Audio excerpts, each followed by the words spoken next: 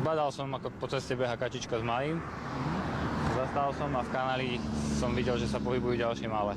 6 mláďat spadlo do hlbokého kanála krytého mrežou, ich mama sa k ním nevedela dostať a pobehovala po rušnej ceste.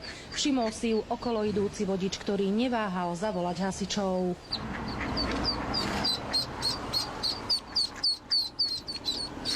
Za mamičkou. Moje, aké si rýchle. Zlaté to je.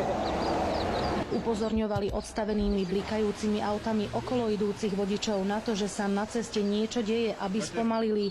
Ďalšie mláďa uviazlo na druhej strane cesty. Hasiči liezli do kanála popri autách, ktoré cestou prechádzali. V premávke si tak museli dávať pozor aj sami na seba.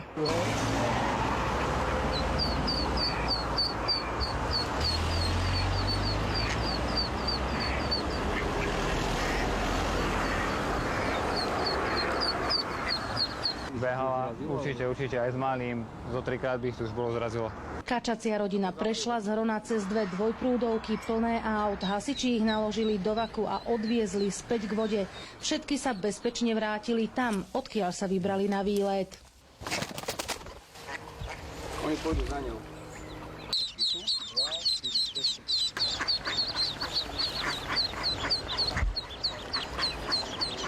Z Banskej Bystrice Katarína Kováčiková, televízia JOJ.